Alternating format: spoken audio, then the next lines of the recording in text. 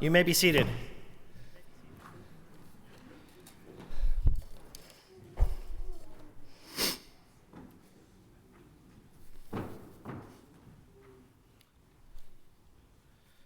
The book of Leviticus and the Torah portion of Leviticus, some would argue, is a dry portion and a dry book about priests and laws of purity.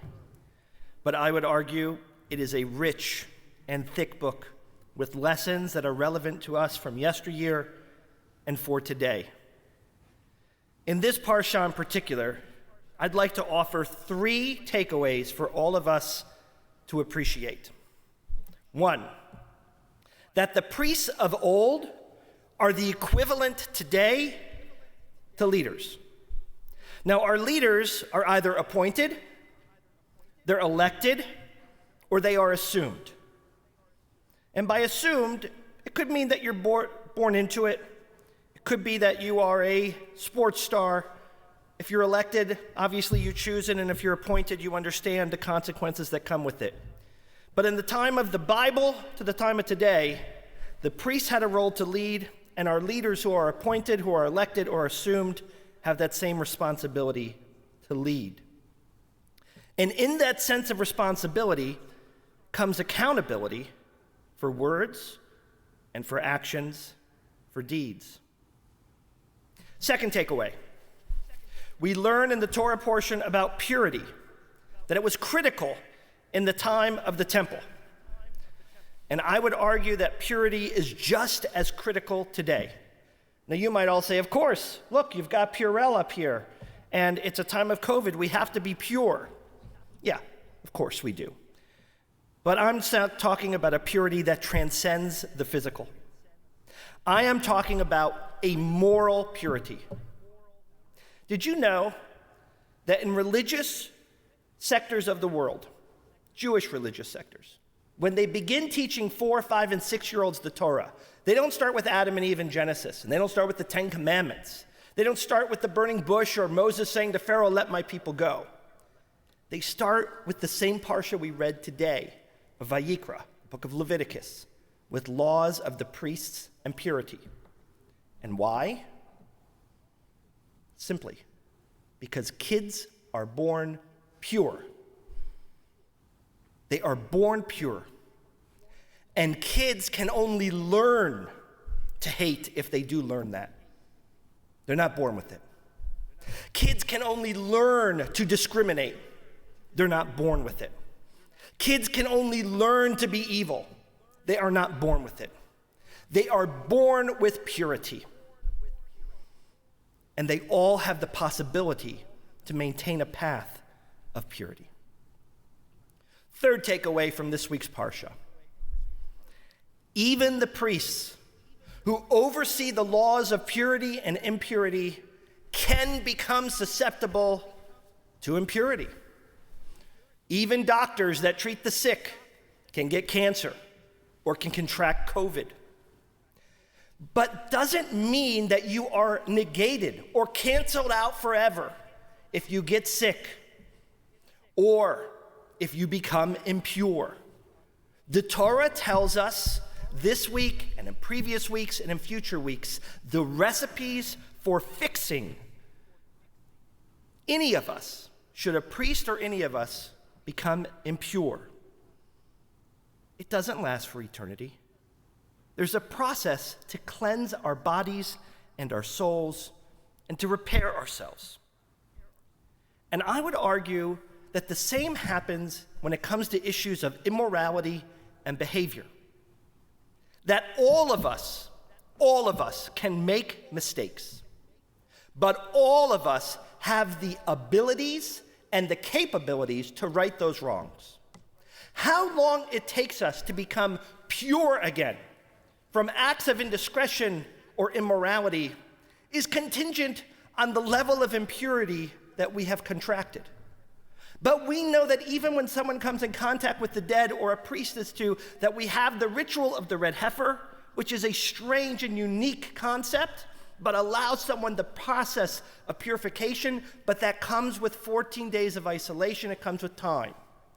And we know that when people behave immorally or wrongfully, that time and trying to make right that which was wrong is a process of repairing, and that all of us have that capability. 3 takeaways in this week's parashah. Priests are like leaders.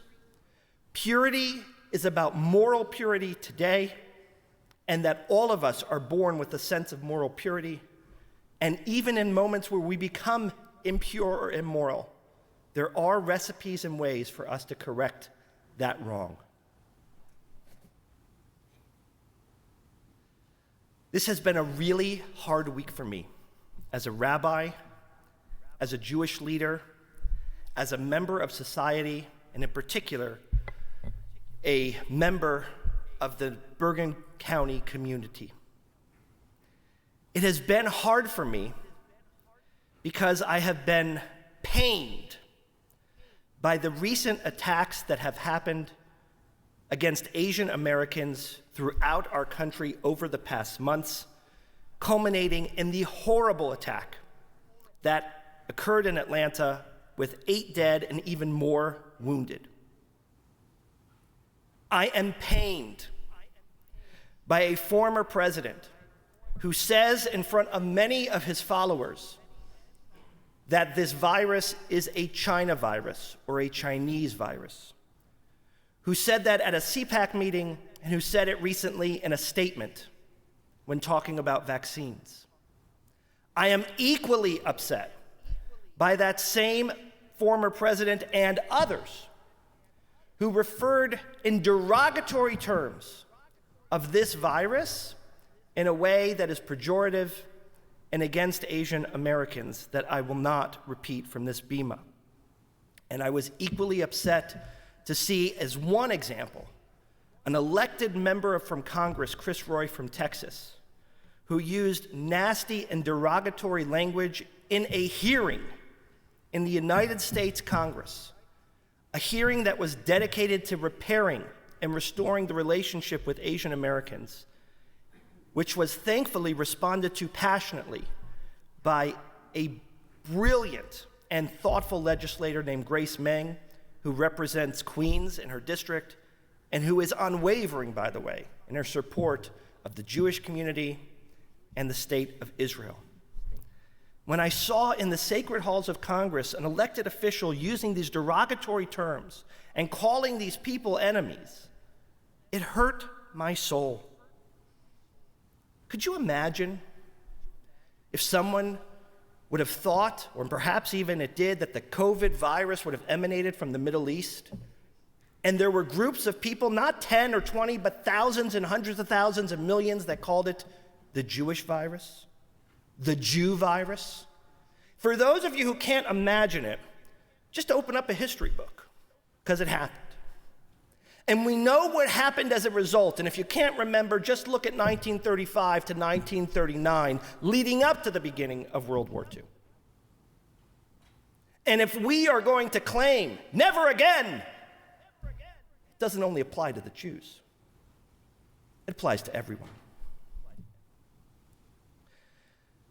Bergen County is 15% Asian American. Bergen County and the small towns that make up Bergen County have a proudly and disproportionately high number of Korean Americans that live amongst us. And these Asian Americans in Bergen County and throughout this amazing nation, they are our neighbors. They are our shop owners. They are our classmates. Many are our congregants at this temple. And most importantly, they are our friends. And when they are targeted, if we as the Jewish people do not feel a call to action, if we do not feel a need to support them, if we do not feel a need to defend their safety, then we have missed the mark of what it means to be part of the Jewish faith. 36 times in the Bible, in the 5 books, 36 times, we are reminded that we were slaves in Egypt. We were the other in another land. We We're the orphaned and the widowed and the poor and the castigated. And as a result, we are reminded that we must think of what that feels like and have empathy towards another. 36 times. The 10 Commandments are found twice. The laws of Shabbat aren't even close in number. But so many people are fastidious about what they do on the Sabbath or the food that they put in their mouth, but they're not being responsive to this call to action from all of us. And as we prepare to enter the holiday of Passover, what we have to do is create a posture for not only this time of year, but for every single day that reminds us what God wanted from us. That we were slaves in Egypt. We were the other. We were the persecuted and the one focused upon. So we better be thoughtful to those who are in that similar situation. Any of us who thinks that this is only a posture that applies for 1 week a year when we eat matzah has missed all of our liturgy and all that we say on a daily basis. Every time we hold up a Kiddush cup, we sing Zecher Yitziat Mitzrayim, to remember our exodus from Egypt, which isn't only about a journey. It's about a posture of what it was to be somewhere and to go somewhere else. How many people have I met and you met in your life that have had success in business and remember the meager beginnings that they came from? What it was to ration food or to share a bedroom with 4 other siblings. And they never forget that in their philanthropy. We're supposed to be the same way as Jews. That we were the other, and we must remember every day, every Shabbat, every day of the week, not only on Passover time, Zecher Yitziat Mitzrayim, what it was to be in the Exodus, and what it was to be enslaved, to be castigated, to be persecuted, and now to be free. A few months before this terrible pandemic hit our nation and our world, we gathered on a cold Sunday, thousands upon thousands of Jewish Americans, and we marched in solidarity against the rise in anti-Semitism over the Brooklyn Bridge. It was a proud moment. It was a moment to say that we've read this book before, we've seen this movie before, and we will not sit silently while we are targeted again. But I think, and I hope, that there will be a similar type of march, however it can be done safely during these terrible times, with our Asian American brothers and sisters. And if and when they do, I plan to march shoulder to shoulder with them, to let them know they are not alone, to let them know that a hate act against an Asian American is a hate act against a Jewish American. And a hate act against a Black American is a hate act against an Asian American, which is a hate act against a Jewish American. Because let me give you 2 simple, pretty indisputable facts. Someone who chooses to hate one group rarely sticks to only hating one group. Normally, they hate others as well. And we are part of that group of other. And we remember what it was to be that other and must stand shoulder to shoulder when those others are being targeted. I would argue that the priests of old are our leaders today, appointed, elected, and assumed. And they must be responsible with their language because it matters. And we must hold them accountable when using pejorative and derogatory terms, because none of us would stand for a single moment if we referred to this as the Jew virus. Look at the outrage that happened over Michael Che's joke at SNL from the Jewish community. Think about that in contrast to what has been said by not only elected officials, but people who held the highest office in the land, making lines for the purpose of a joke. We might have free speech, But we have to be free to use that speech to shape our world for the better and to be a world that is worthy of our children inheriting. The second responsibility is that it's time for all of us to have some purity, not just with Purell, but some moral purity. To have the fortitude and the wherewithal to say to people face to face, on social media, or any other chance encounter we might have, if they use or participate in this derogatory language or reflection, that we will not be a part of it and we will not stand for it. Because I would tell you that any non-Jewish person that would stand up to anti-Semitism and support my right to exist as a Jewish American and stand up for my right for a homeland of Israel is my friend. And when Grace Meng, who is not Jewish, stands up for me as a Jewish American, she is my friend. So my moral purity is in having the courage and wherewithal, just as you can as well, and standing up to this hatred and saying, never again. We're not going to close our eyes while this is happening to another group and ignore it because it's not my tribe. That's not the way our Torah is fashioned. 36 times, people, we are reminded. 36 times. What we were and what we must be. And purity is not about a red heifer today. It's not even about Purell. It's about doing the right and the hard thing. And lastly, but perhaps most importantly, all of us have an opportunity to cleanse our wrongs. Perhaps we laughed at a joke we shouldn't have. Perhaps we made a comment that was insensitive. Perhaps we didn't even know some of the things we were saying that were hurtful to others. Maybe it was against Asian Americans. Maybe it was against African Americans. Maybe it was some other group or tribe or religion or race. It doesn't matter. I am not suggesting that any one of us is above making mistakes. The Torah tells us unequivocally, the priest could become impure. It happened. We can do wrong. Elected officials can act immorally. Assumed officials can do the wrong thing.